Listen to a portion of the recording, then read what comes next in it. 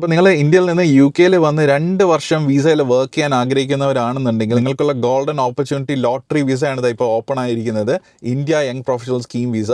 അപ്പോൾ അതിൻ്റെ ballot open ആയിട്ടുണ്ട്. ബാലറ്റ് ഓൾറെഡി ഇന്ന് 17 ഫെബ്രുവരിയിൽ ഓപ്പൺ ആയി കഴിഞ്ഞു. ആൻഡ് 19 ഫെബ്രുവരി 2026 2:30 വരെയാണ്, ഉച്ചയ്ക്ക് 2:30 PM വരെ മാത്രമാണ് ഈ ഒരു ബാലറ്റ് ഓപ്പൺ ആയിട്ട് ഉണ്ടാവുക. ഓക്കെ, കഴിഞ്ഞ 2-3 വർഷങ്ങളായിട്ടും ഈ ഒരു YPSന്റെ കാര്യങ്ങളും അതിൻ്റെ കംപ്ലീറ്റ് അപ്ഡേറ്റ്സും കാര്യങ്ങളെല്ലാം തന്നെ നമ്മളെപ്പോഴും നമ്മുടെ യൂട്യൂബ് ചാനലിൽ കൂടെ ഇൻസ്റ്റാഗ്രാമിലൊക്കെ തന്നെ ഷെയർ ചെയ്യുന്നുണ്ട്. അപ്പോൾ എല്ലാവരും ചോദിക്കുന്ന ഒരു കോമൺ ക്വസ്റ്റ്യൻ ആണ്, എന്താണ് ഉപയോഗം ഈ ഒരു വിസ കിട്ടിയാലുള്ള? അപ്പോൾ ഇതൊരു വർക്ക് വിസയാണ് നിങ്ങൾക്ക് കിട്ടുന്നത്.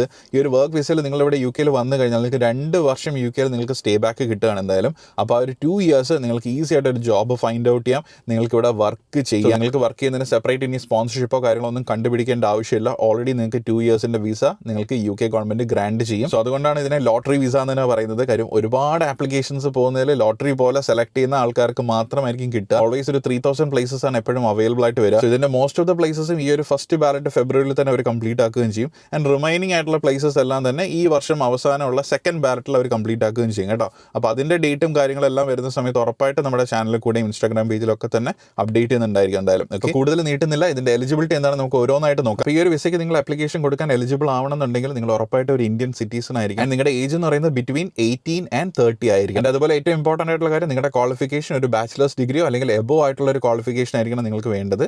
ഈ ഒരു വീഡിയോയുടെ ഡിസ്ക്രിപ്ഷനിൽ ഞാൻ എൻ്റെ ക്വാളിഫിക്കേഷൻ ക്രൈറ്റീരിയാസ് കാര്യങ്ങളെല്ലാം പറഞ്ഞിട്ടുള്ള ലിങ്ക് കൊടുത്തിട്ടുണ്ട്.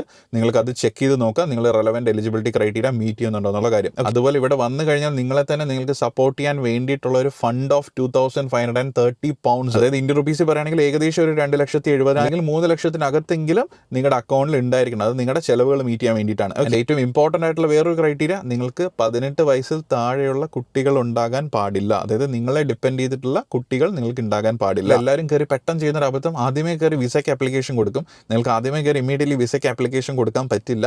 നിങ്ങൾ ആദ്യം ഈ ഒരു ബാലറ്റ് സിസ്റ്റത്തിൽ നിന്ന് നിങ്ങൾ സെലക്ടഡ് ആയിട്ടുണ്ടെങ്കിൽ മാത്രമേ, അതായത് ഈ ഒരു ലോട്ടറി വിസ കിട്ടിയാൽ മാത്രമേ നിങ്ങൾക്ക് ഈ ഒരു വിസ ആപ്ലിക്കേഷൻ കൊടുക്കാനായിട്ട് സാധിക്കും. ഈ പറഞ്ഞ എലിജിബിൾ ക്രൈറ്റീരിയ എല്ലാം നിങ്ങൾ മീറ്റ് ചെയ്യുന്നുണ്ടെങ്കിൽ ഇപ്പോൾ തന്നെ നിങ്ങൾക്ക് ബാലറ്റിലേക്ക് എൻ്റർ ആവാം. അത് ഓപ്പൺ ആണ്. ബാലറ്റിലേക്ക് എൻ്റർ ചെയ്യാനായിട്ട് നിങ്ങൾ കൊടുക്കേണ്ട ഡീറ്റെയിൽസ് എന്ന് പറയുന്നത് നിങ്ങളുടെ ഫുൾ നെയിം, നിങ്ങളുടെ ഡേറ്റ് ഓഫ് ബർത്ത്, നിങ്ങളുടെ പാസ്പോർട്ട് ഡീറ്റെയിൽസ്, പിന്നെ ഒരു സ്കാനോ അല്ലെങ്കിൽ ഒരു ഫോട്ടോ ഓഫ് യുവർ പാസ്പോർട്ട് നിങ്ങൾക്ക് കൊടുക്കാം. ഒരു സ്കാൻ കൊടുക്കുന്നതായിരിക്കും ഏറ്റവും ബെറ്റർ. നിങ്ങളുടെ നല്ല ഫോട്ടോ ഉണ്ടെങ്കിൽ അതായാലും നിങ്ങൾക്ക് കൊടുക്കാൻ കുഴപ്പമില്ല. അതുപോലെ നിങ്ങളുടെ ആക്റ്റീവ് ആയിട്ടുള്ള ഫോൺ നമ്പറും നിങ്ങളുടെ ആക്റ്റീവ് ആയിട്ടുള്ള ഇമെയിൽ അഡ്രസ്സും വേണം ഇതിനകത്ത് നിങ്ങൾ ബാലറ്റിൽ എൻ്റർ ചെയ്യുമ്പോൾ കൊടുക്കേണ്ട ഇമ്പോർട്ടൻ്റ് ആയിട്ടുള്ള ഇൻഫർമേഷൻസ്. സോ നിങ്ങൾ സക്സസ്ഫുൾ ആയി ബാലറ്റ് കിട്ടി എന്നുള്ളൊരു ഇമെയിൽ നിങ്ങൾക്ക് കിട്ടിക്കഴിഞ്ഞാൽ നിങ്ങൾക്ക് 90 days അവൈലബിൾ ആണ്. ഒരു ഇമെയിൽ കിട്ടിക്കഴിഞ്ഞ് നിങ്ങൾക്ക് വിസയ്ക്ക് ആപ്ലിക്കേഷൻ കൊടുക്കാനായിട്ട്. ഓക്കെ, ഇനി ഒരു പക്ഷേ നിങ്ങൾ അൺസക്സസ്ഫുൾ ആവുകയാണെന്നുണ്ടെങ്കിൽ വേറെ ഒന്നും പ്രത്യേകിച്ച് നമുക്ക് ചെയ്യാനില്ല.